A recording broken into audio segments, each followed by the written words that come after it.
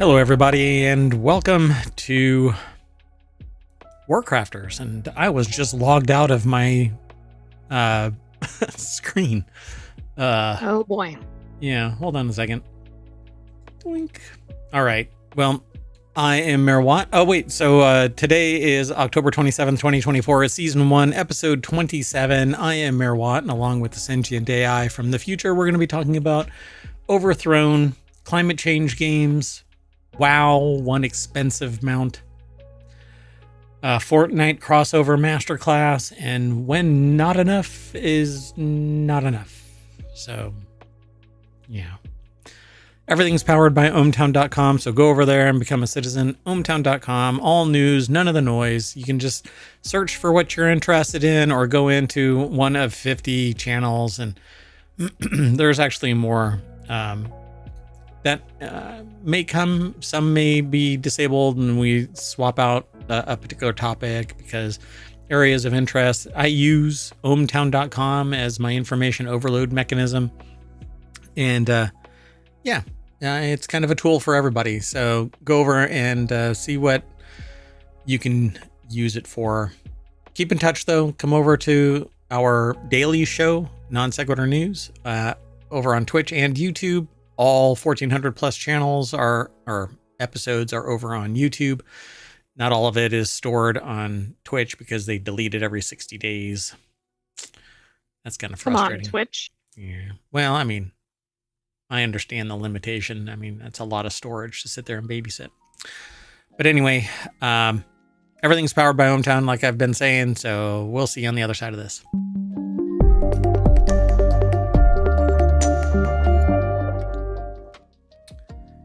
Yeah, so right when I loaded up, the page refreshed and punted me. Nice timing. Kind of frustrated. So now I can't even get into it. Yeah, I'm sorry. I know. Non Sequitur News this is not. So this is WarCrafters. Welcome to the show. We have 5 articles that we're going to talk about. 30 minutes. I've already wasted 2. So hello, ohmTown citizens, and welcome to WarCrafters. And that voice you hear is the co-host, the Sentient AI from the future, the one that keeps me out of trouble, like what you just witnessed. The very first article is over on the WarCrafters channel, which is Overthrown is another cozy city builder, but this time you're a killer queen who can lift buildings and murder bandits. So the cozy city builder genre is almost as crowded as soft, easygoing farming sims right now. But Southeast Asian indie outfit Brimstone seems to think that it's got a solution for spicing up the formula: slapstick cartoon violence. Featured in Steam's recently concluded Next Fest and available now for an extra week, Overthrown is a familiar enough town builder. You build the population, manage resources, balance taxation, and keep your kingdom happy, expanding comfortably, etc. But rather than controlling it all from an abstract bird's eye perspective, this one lets you play as the exceedingly proactive, superpowered queen. I haven't played this, but I downloaded it at the beginning of Next Fest. Dominic Terrison over at PCGamer.com put the article together. All monarchs should be this proactive. No. Well, I don't know. That depends on what they're trying to do. Yeah. Protect the citizenry? Sure. You know, rule with an iron fist, like, I don't know, so many tyrants today. No. So I've watched a few people play this. Seems to be fun, kind of quirky. Events that take place are kind of catching people off guard, and then they go, oh, okay, this is what I do. And you can discover things like double jumping and stuff as you play it. So while you can zoom out to plan out your town from a traditional builder's perspective, Overthrown encourages players to exist in the world, sprinting around, splattering bandits, crushing their camps, and occasionally just throwing them into low Earth orbit, Team Rocket style. It's actually a fun game to watch. I don't know if I'll ever play it, beyond the demo. I got a week to do it, right. Though. It sounds over the top, which could be entertaining. Yeah, and what's really fun, though, is it supports up to 6 players, allowing for some truly chaotic shenanigans as co-monarchs grab and throw each other and run roughshod over each other's building plans. Even testing the demo out with 2 players, things could get impressively messy. But they say that it's a little buggy, and that's what I witnessed in the streams that I watched. So hopefully the full game will give both the queens and her army a proper run for their money. But even if not, there's something to be said for moving house by uprooting your town hall and slamming it down half a mile downriver. The Overthrow demo is available until October 27th. So you've got tomorrow, because this is a weekly show. October 28th. Oh, I said 28th. Oh, I thought I said 28th. Today is the 27th. I think I might have said the 27th, giving you one day, but today is the 27th. So you have until tomorrow. With an early access launch scheduled for sometime in November, so not too far out. I don't know. I saw a little bit of jank in it, but it should be fun. And I like multiplayer stuff so that I can invite somebody in and play the game together. Seems Well, like and it's I fun. think people playing demos helps make the games better. Yep. Be sure to add it to your wish list. That's the thing. That moves it up the ranks, and it actually gets a lot of publicity because it moves up the ranks. So let the world know that you're interested in the game and want the game to succeed by liking it or adding it to your wish list. Doggone it. I've got like 580 games in my wish list right now. Let's keep moving. The next article is over in the WarCrafters channel as well. The best games about climate change. Game narratives are always evolving with the times, and as climate change becomes bigger and bigger concern for many around the world, it's only natural that it should make its way into video games as well. I guess this is about time. I've been kind of waiting to see if this was going to happen. There's one game in here that if they don't have, then I don't know what's missing from this, but let's find out. So these are the 8 best games about climate change. Alex Daniel Reed from GameRant.com put the article together. Number 8 is Frostpunk. So Frostpunk is a world where it's been put into a deep freeze, and you actually have to manage heat to keep your community alive. It's quite an intriguing game, considering there are scientists out there that have to be insane to suggest. Oh, by the way, the news story that I'm talking about just recently made it onto Reddit, and somebody said the exact same thing that I said, but they want to dump diamond dust into the atmosphere to cool the planet, which is batshit crazy. Right. We had an article about that. I think it was in Non Sequitur News, but may have been in Technology Today. It was in Non Sequitur News for sure. I said, not to mention all of the other issues, but silicosis is one of them. And somebody else had mentioned it. So you can get this contaminant in your lungs and you'll never breathe right again, because it's not something that can dissolve. It's not something that you can cough up. It'll just forever embed itself in your lungs and you're ruined. So we might save the planet, but harm all the humans in the process. Well, it wouldn't even I don't think it'll save the planet either. It'll kill everything, because even the animals get it. They'll inhale it and stuff like that. So right. And even plants might be harmed. Yeah. Cooling the planet, and you don't know that it's going to be exactly the right amount. You can send us into a freaking dark ages, deep freeze, Frostpunk. Right into Frostpunk. It's so absurd to even make that. Anyway, Horizon Zero Dawn. This is kind of a dystopian future world where robots basically run all over the place, and the people that exist are like clones, I guess. I don't know that the full story is, but she's I don't want to ruin the story. Never mind. Spoiler alert. Yeah. Oh, wait, hold on. I can do that. Hold on. We don't normally use that in WarCrafters. There you go. Spoiler alert. Do what I do. No, I was going to say, do what I do. Hit yourself in the head with a brick so you forget. But I don't do that. So don't do that. Anyway, there's Zero Dawn here. Horizon Zero Dawn. Anno 2070. It says the future is in your hands. I never played this. It's back from 2011. If I did play it, I don't remember it. It says, where once the future might have seemed like a place for optimism, these days it's hard to imagine what it would be like with the oncoming storm of climate change. That's a task. You need a PSA banner? Yes, for when you say things like hit yourself with a brick. Oh, no, right, don't right, do right. that. Don't do that. No. Man, I can't imagine somebody actually doing that, but please don't do that. Now somebody's going to do it. So players must build a city in the near future and carefully manage their eco-balance system, which is predicted on how many pollutants they put out into the world. Sometimes more industry equals better efficiency. So this is Anno 2070, but they mentioned something here that if this isn't a precursor to the actual game that I'm hoping is number one in this, well, we'll see. Let's just see. So then they talk about we gotta take our time here. Then they talk about Death Stranding, which has an amazing story. It's absolutely awesome. It's weird that there's a baby inside a little pod, but it's part of the story and all that.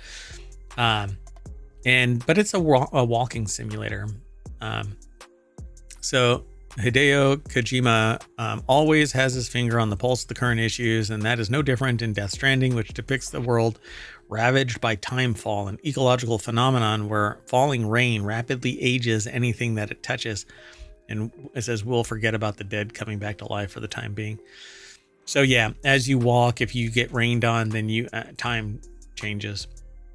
And so it says it's both apocalyptic and beautiful in the whole unique way of discussing climate change. And it's absolutely amazing. The story is absolutely terrific. I wonder if it won any awards. Like bringing tears to people's eyes, apparently. So then there's Factorio. This actually came back with a vengeance. It says nature fights back. But the whole objective of this is to build a massive resource machine across a planet.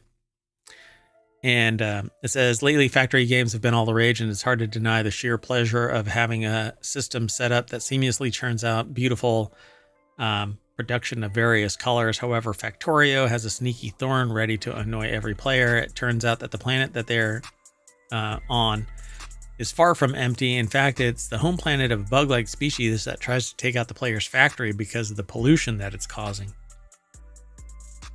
So they just okay, that's interesting. Like the bugs rise up. Yep. And it's not the first time that humans get attacked by bugs. So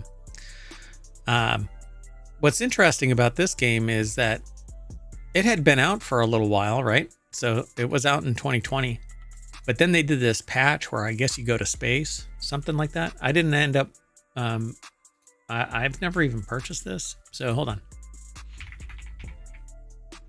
Yeah, Space Age. That just came out. It's DLC. It's so big, it's the same price as the original game.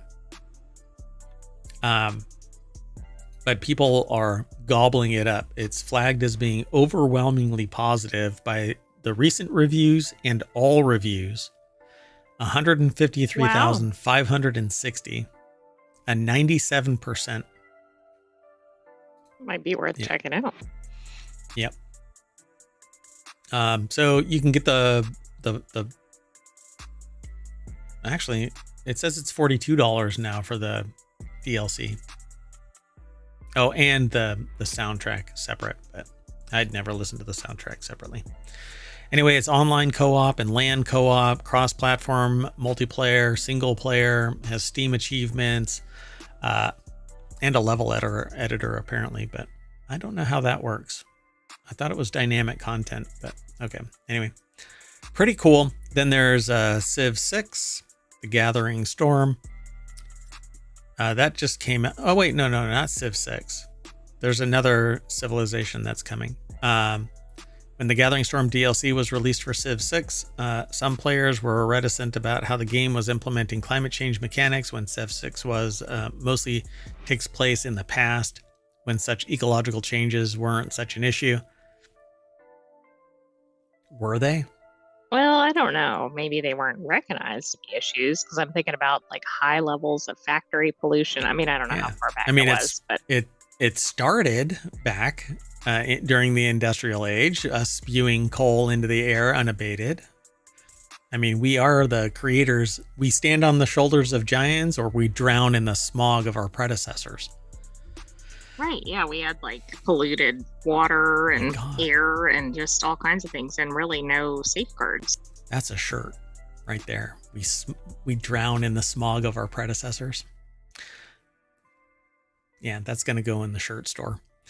Anyway,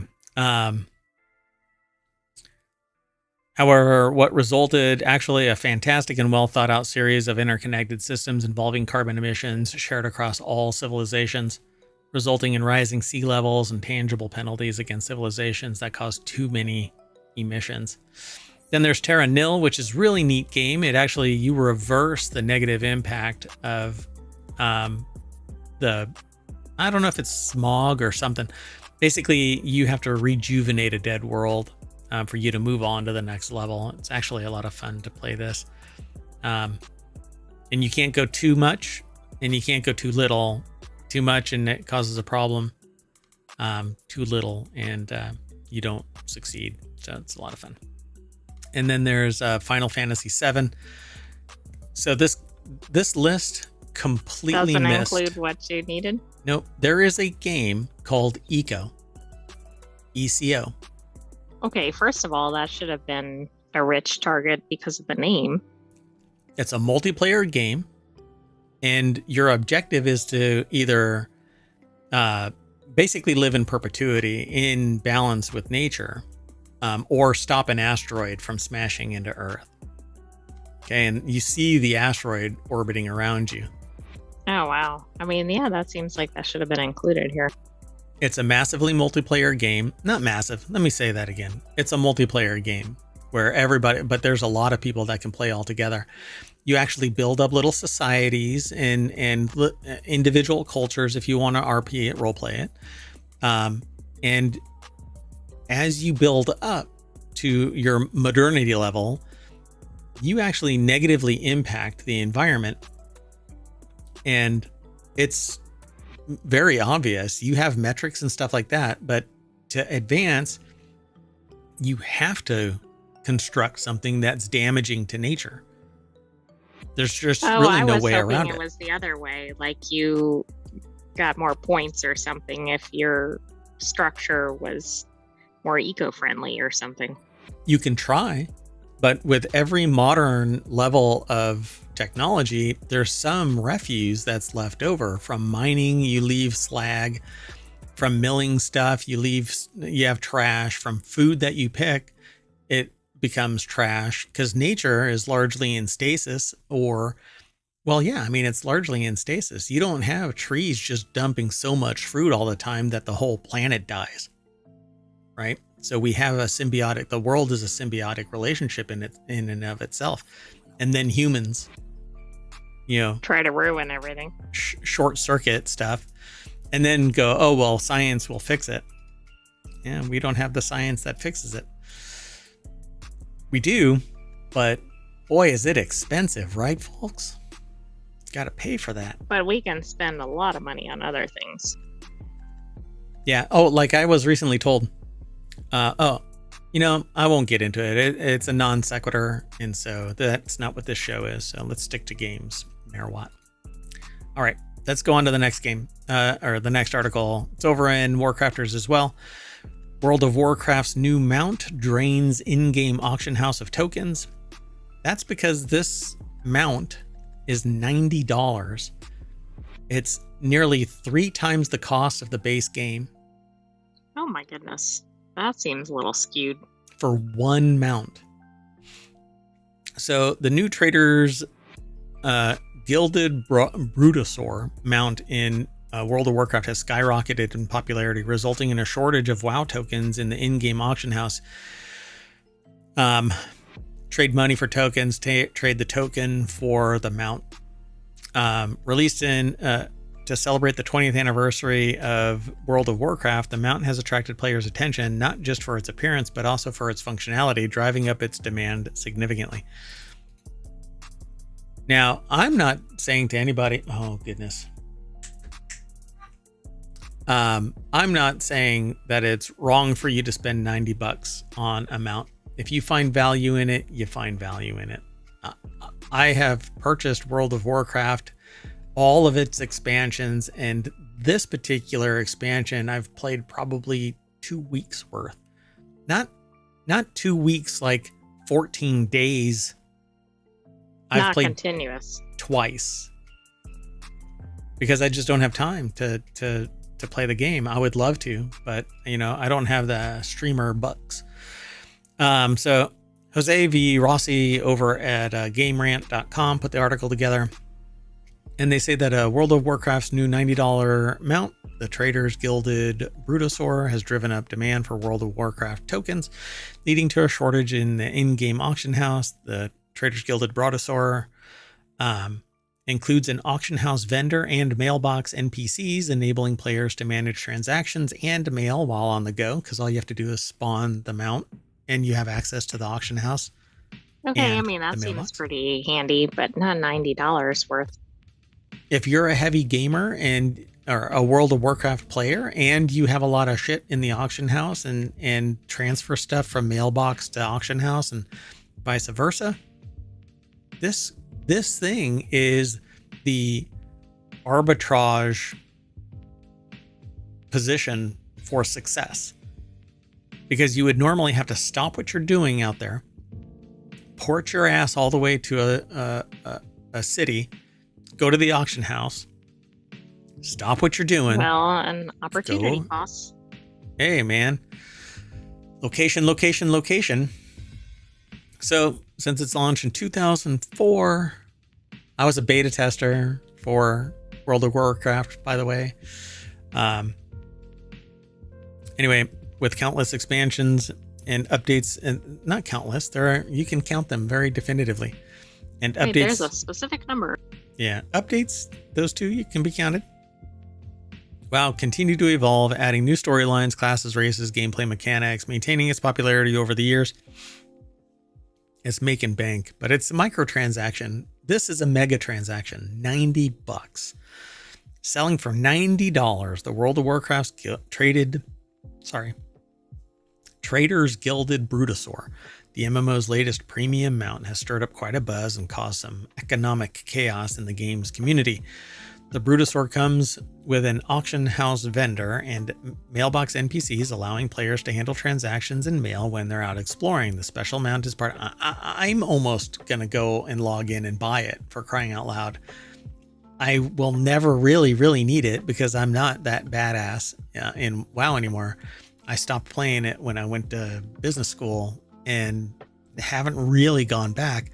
But for whatever the remnant of addiction is for me, I'm still sitting here going, God, I want to play WoW. God, I want to play WoW. And then I get billed and I go, Jesus, I haven't stopped what am I doing? I've played it once in a month. Anyway, enough. There isn't really much more to say about this. But let's just say, what was that? Did you see the price of the Mighty Caravan Brutosaurus price?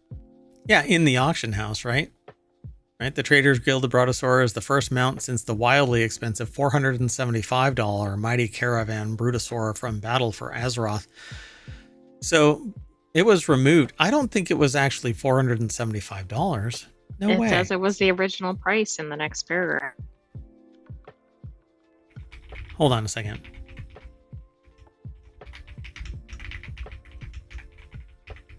We're doing it live. Yeah, originally released during Battle for Azeroth, the Mighty Caravan Brutosaur could be purchased for 5 million gold, but became unobtainable once Shadowlands was released. So 5 million gold is, when you translate it into in-game tokens, would have been $475. Wow. Yeah. No pun intended. Wow. Hold on a second. That is insane. Yeah, and this whole thing I missed because I'm just not that dedicated to it anymore. So yeah, WoW tokens act as a link between real money and in-game currency, and players can purchase them for $20 and sell them at the auction house for gold to purchase items in the wildly popular MMO. Yep, so there you go. And if you can't get the tokens, then... Right. I mean, at least it looks cool, but it's still pretty expensive. Look, you are not helping. You're supposed to keep me out of trouble. What the heck? You don't do that. That's an impossible job. Hey, Mirwat.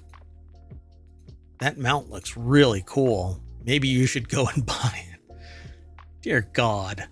All right, well, there goes the mayoral mansion budget. Let's keep moving. Next article is over in WarCrafters. With Fortnite, Epic Games has mastered the art of crossover. So why do so few other developers follow its lead? I think it's because they don't have the actual might. They don't have the connections. They don't have the ability, the skill to reskin their games for every single crossover that might come. And right. I mean, that's pretty labor intensive, cost intensive. And they also don't have the applicability. Not every game can be reskinned to facilitate like Lego. You know, Fortnite spun up Epic and Fortnite partnered with Lego to create an entire Fortnite Lego, for crying out loud. Right, that's true. I mean, you're right. Not everybody can do it. I mean, certainly not an indie. And you're not going to sit there and find like World of Warcraft, Blizzard, EA, Microsoft, whatever the damn company is now. They're not going to reskin so that they can partner with something. You have to have the ecosystem for it. So Helldivers 2 might reskin like some of their armor or something like that, so that it matches like Lego or something like that, but they're not going to reskin the entirety of the game. Whereas Fortnite can remap itself to it. Everybody's heart. You can actually sell skins now, develop your own stuff and sell it as part of the store. So people are making money because people really like the bling that are being sold or developed by artists. It's enabling, it's empowering, it's creative, it embraces the community and the love of the game. So it says here, if Fortnite had come around when the author was in school, they probably would never have left the house. Never mind. As it happened, I already at university when it was released in 2017. So for 5 years or so, with a little interest in picking up the game, it completely passed by them. That all changed in 2022 when Epic Games added something of such deep, mind-shattering importance to the game that they had no choice but to download it. Goku, the Dragon Ball Z crossover, is the only reason that they started playing Fortnite, but that led to an obsession that's culminated in today, I suppose. Alex Raisbeck over at PCGamer.com put the article together. The deck statement says, "I'm looking at you, Overwatch." So again, I don't think that Overwatch can reskin because it has a world around it. And I don't think that same level of world applies to Fortnite. Because Fortnite right, isn't... Yeah. It depends on the type of coding of the original game, the resources behind it. And the world building itself. If it doesn't have applicability, then it's going to be this weird juxtaposition between what the world is actually storytelling and this crossover. Unless you go, well, you walk through a portal and you're in another dimension and suddenly you're Goku, you know? So right, but then you're really not doing a crossover, right? Like it's almost like you're just mashing two things together. Yeah, you're in the engine of Overwatch, but you're playing Dragon Ball. So, but Fortnite is, of course, far from the only game to do crossovers. Overwatch 2, for example, has featured Cowboy Bebop and K-pop group Les Seraphim. Okay. While Apex Legend has also teamed up with Star Wars and Naruto, and Destiny 2 has included content based on Ghostbusters, D&D, and more. None of these games has managed to come close to Fortnite's level of success with these kinds of events, however. And again, I think it's because the crossover doesn't match the world building. And so there's this weird like jerkiness to moving into a completely different realm. So it says, let's use Overwatch 2 as an example of the difference in approach. Right now, it has a crossover running with My Hero Academia. This includes a few skin bundles, some challenges you can complete to unlock unique sprays. Ignoring the fact that only one of these skin bundles set you back more than $20 worth of in-game currency, this is about as surface level as a crossover can get. See what I'm saying? It doesn't actually merge into it. Right, and if you're doing it like that, it's probably not a positive. Yeah, you're trying to tell a story, but you're not actually reading any of the words. There's no unique changes to the game, meaning the only way to participate in the event is if you aren't willing to fork out for the skins is to complete the event challenges. Unfortunately, all of the challenges simply require you to play a certain number of matches, so engaging with the event essentially boils down to playing the game exactly as you would normally. So you're not really part of that other experience, you're just playing the game. It's exactly what I'm telling you. So Fortnite also added some My Hero Academia skins to the game during Chapter 4, Season 1 back in 2022, and not to harp on about Overwatch too much, but they were a bit cheaper than $20. But while the cosmetics were there for those who wanted them, this event went far beyond just skins.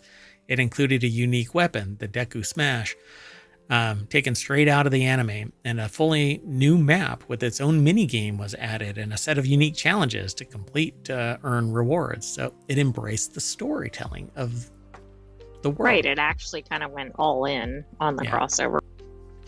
Yep.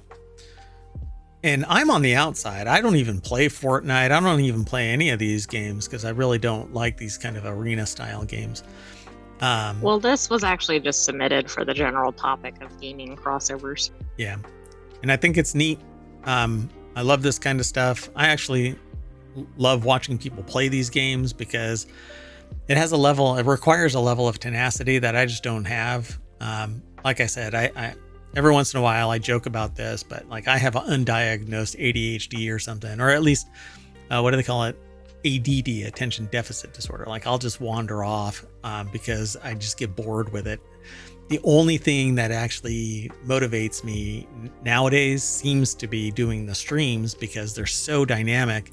And you never know what somebody's going to say in a chat or leave me a comment somewhere or send me an email or submit a news article.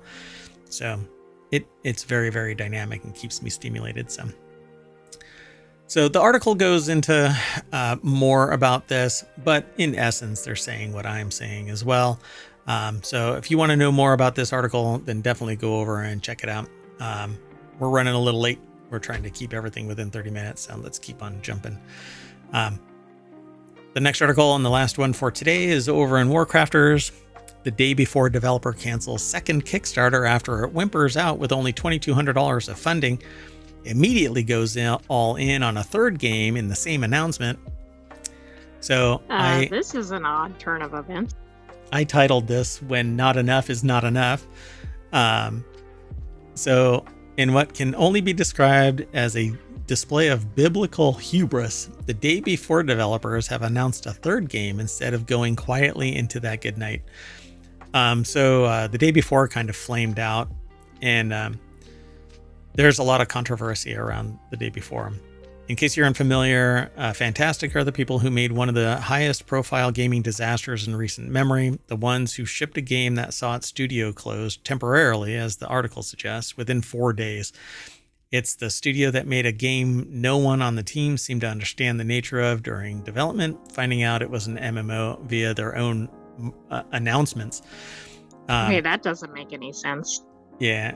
Harvey Randall over at PCGamer.com put the article together, and it says third time's the charm. So it launched and everybody basically hated it, and they pulled it back. After promising burnt fans that it had turned over a new leaf in September, Fantastic drummed up a Kickstarter for a game called Escape Factory, a physics-based multiplayer co-op escape game. That we'll never get to see. The Kickstarter was a dud. It raised a whopping total of around 3,000 SGD. I'm not sure what that is, because I don't know that denomination. Anyway, roughly $2,270 out of a 20,000 SGD goal. So it seems fantastic, very publicly meandering and chaotic debacle worked in direct opposition to his transparency policy. The public remains unconvinced. That's Singapore dollars. Oh, okay. Yeah, I didn't want to infer from that. So the studio declared the game's cancellation on Twitter and staggeringly proceeded to announce a third game in the exact same spot. So we didn't make our money. I mean, what so is we're gonna going try. on here? Too much And time. by the way, just for reference, that's less dollars in US dollars than 3,000. Oh, really? It says roughly 2270 in US dollars. Oh, okay. Yeah, so the studio declared the game's cancellation and then said, we're going to do something else, and then announced it. That they were going to do another one. The second one was so abysmal because of the backlash from the first? Like, people didn't necessarily trust the studio or expect. First and second, by the way, two of them flamed out. So this third one isn't going to. Yeah. I think what needs to take place is that these developers either need to just quietly do it and show the audience or the customers that they can actually do it, or they need to break up and go work for somebody else and say that they were part of the teams that facilitated developing this, and we'd like to make up for our past shenanigans. But like the article says here, I want to believe that anyone can change, and who knows, Asmongold cleaned his kitchen recently, anything can happen. But this was such a head fake from something that he brought about. So Asmongold made some really, I would hazard to say, an affront to society. And then said, sorry, not sorry kind of a thing, apology.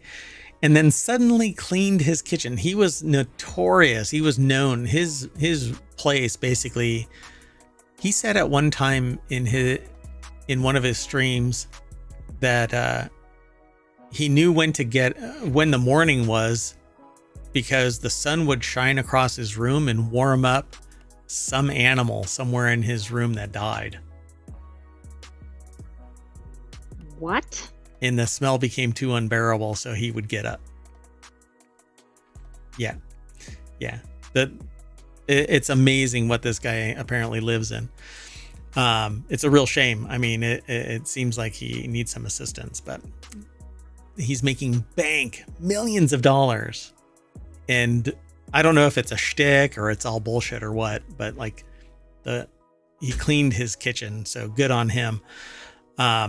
But this article brought attention to that at the very end of the article, because maybe Fantastic will turn over a new leaf, but I don't think that it's possible on their own. They either have to do it in silence, build a game that garners respect. Right, the public aren't going to trust it unless they actually show it, I guess. Right, exactly. So good luck to them. And good luck to us. We're going to move on. We're going to shut down, reset, and we're going to go on to Technology Today. It's a 30-minute episode as well after this one. But in the meantime, we're going to reboot our machine, and that'll bring us back to WarCrafters over at ohmTown.com. I'm going to say bye, and so is the Sentient AI from the future. Good night, ohmTown citizens. Thanks for joining us for WarCrafters. We'll have another episode of that next week, but stay tuned. We have more weekly episodes ahead. And those weekly episodes are Technology Today and 4-Wheel Tech. So see you in a little bit.